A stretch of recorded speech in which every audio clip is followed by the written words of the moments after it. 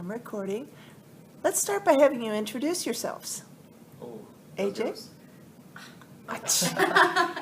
I'm Miranda Patterson, and I am a student at Carthage College in Kenosha, Wisconsin. Yay!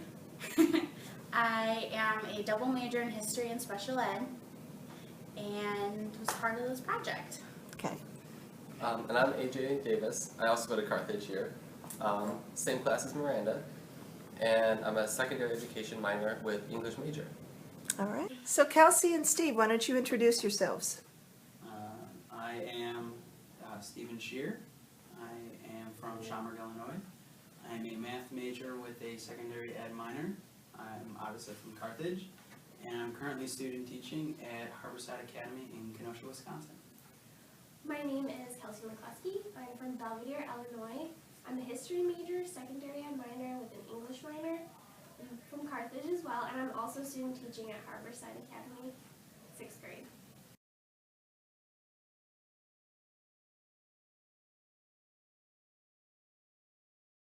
We were doing a discussion web to show us how to use that strategy in the classroom, and we were talking about year-round schooling, I think.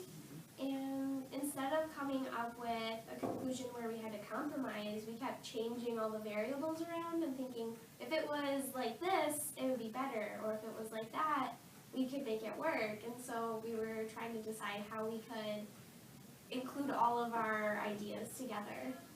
Yeah, it's for me at least, it seemed like a natural thing just to be throwing out an idea like, well, if this, like, I think it was, the first one was 6 weeks on, 3 weeks off, if that was too big of a break and not enough time in their classroom, you would do like 7 weeks on and 2 weeks off, or something of similar nature. It was just a matter of throwing out ideas of trying to get the idea of year-round schooling at least to convey that it wouldn't be a bad thing to do, and it just kind of developed into this like natural sounding strategy for us to use. Kind of a cool experience. And with each amendment, we always kind of came up with a pros and con list for each one of what's good and what's bad of each. I think AJ came up with the universal conclusion title because we wanted to include all of our ideas at the end and not just have to get rid of someone's idea. This way it was working on compromise and including others' ideas, which I think is really important about the strategy. So as we were trying to figure this out, we decided, well, if we changed it, changed the original question, well then would this work? Or if we added this and just did different amenities, how would it change the discussion web in general? And that's something we wanted to add. So do you remember how you changed the question then? We didn't necessarily change the question. The debate still remained as should American schools have summer vacation or not. Mm-hmm. But what we ended up doing was, I'm not sure, pause. Okay. Shoot. For the original discussion, everything that was talked about in the entire discussion. Mm-hmm. So you'll have the amendment made saying, our American schools can have year-round school if, and then you would list the amendments. Okay. And so it covers everything that was talked about, and sort of like encircles the whole discussion.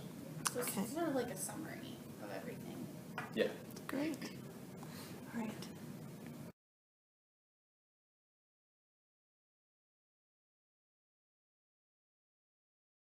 Out of it for students, they don't have to worry about being right or wrong or not being heard by their classmates. Instead, they can say, well, I think it's this, and having to have a universal conclusion really makes it so that the students have to work together to figure out how to fit their peers' ideas into that, which is a good way to help them think about how to work in the real world when you can't just say, oh, you're wrong, we're going to do it my way. I really like what Steve said about how if you have your own voice, in other settings it could get lost. And with this one, you do the thinking by yourself, and then you work in pairs, and then you work in a group. So it really gives you the different settings to be able to work not only by yourself, for people who are more individual thinkers, or people who work better with pairs or groups, and then they really do get their voice heard working that way. Yeah, it's kind of scaffolding the group work so that they're easing into it instead of just, oh, everybody talk at once, where some people might not want to share their ideas this way. It's a little easier. What parts of the traditional discussion web did we hold on to? Do you We held remember? on to the agree and disagree section, which was, do you agree with what the question was, or do you disagree with it? We held on to the actual question, the thinking about the question, your own personal standpoint, and writing down what you agree and disagree with. And then the pairing of that. Okay. So, I would say if the discussion web was like, split up into thirds, we kept like 2/3 of it, and kind of changed that last third into something else. Interesting.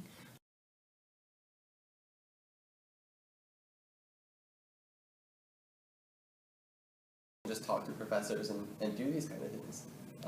It really was nice to just have 6 people for this. Yeah, Sometimes it's too small, but our class really gelled. it's perfect. And so Professor Rieman finally brought it up, and it was like something clicked in my head. Like, this just sounds awesome. Yeah. This opportunity to finally do something on our own, be creative, which I don't know about you, Miranda, but I love to do. I love being creative. I just, Must be going to like engineering and design the next calculator. Really, kind of the stuff that we come up with is either for ourselves or for a select few people to use.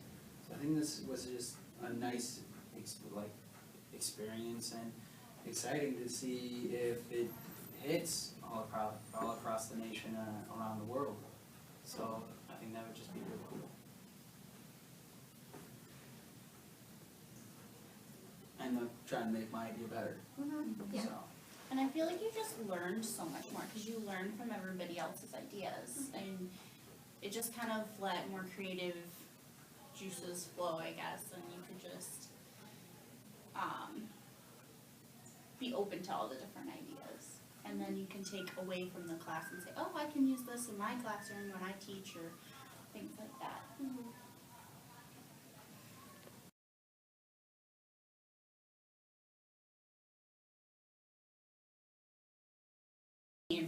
Until January. January. Until January Well, we- 25th, I Well, want to we say. met up. Yeah. that's right, at Einstein's, yeah. Yeah. And then maybe Kelsey should. I offered the name DUC-Web because it's discussion web, but we're including the universal conclusion, which is what we added to the discussion web in the first place, to come up with DUC-Web, DUC-Web. Is what I thought. And we all kind of liked it, and it's better than the other ones. So, it's kind of what we went with. Okay. Where we stand on it is what. Well, I think having used this strategy in a classroom, having reflected upon it, I think it's important to get that experience, because you can write it down and you can think, oh, this is going to go great, but until you actually use it and teach with it, the students, you don't know how it's going to actually go in the classroom.